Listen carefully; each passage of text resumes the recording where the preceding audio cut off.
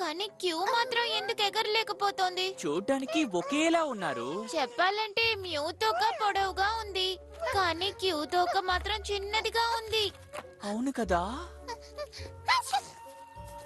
పైగా మ్యూ కంటే క్యూ చాలా చిన్నదిగా ఉంది. ఆ,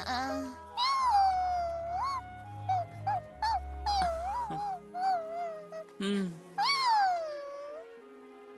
అవి బాగా పెద్దగా పెరిగిపోయాయి. ఇక సమయం వచ్చింది. అర్థమైంది.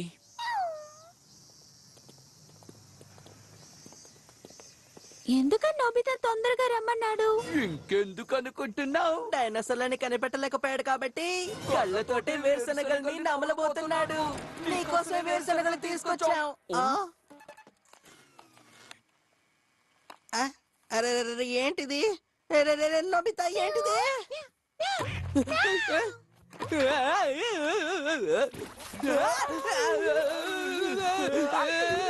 ఇది నిజమైంది. వీడి ఒంట్లో కొవ్వు ఎక్కువగా ఉంది. ఇలా ఇరుకిస్తున్నావు. నా ఒంట్లో ఎముకలు ఎక్కువ కండ తక్కువ. నన్ను తినొద్దు. ఏంటి వేరుశనగలు తింటోంది? ఇదేంటో చెప్పు.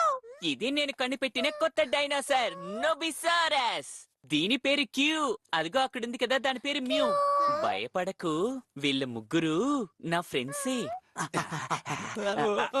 దయచేసి మమ్మల్ని క్షమించు. అరే, ఏడుపు శబ్దం వినిపిస్తుందేంటి? నోబితా, ఇరుకుపోయా. అమ్మొస్తుంది డోరేమోన్. సమస్య ఏం లేదు. Small light. అరే, ఇది క్యాన్ ఫుడ్. వింతగా ఉంది. ఇది కాదు, ఇది కాదు. త్వరగా ఏదో ఒకటి బయటికి తీ Doraemon. Space moving crayons. Range ని సర్కిల్ చేయడానికి రెడ్ క్రేయాన్స్ ని యూజ్ చేయాలి. వైట్ క్రేయాన్ తో సర్కిల్ చేసిన చోటుకి మూవ్ అవుతుంది. వివరించడానికి టైం లేదు. నోబితా,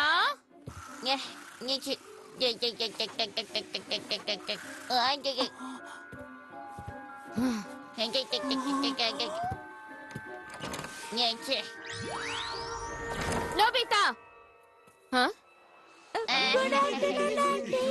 ఎలాంటి ఇంకా ఇంత అందంగా ఉన్నారు?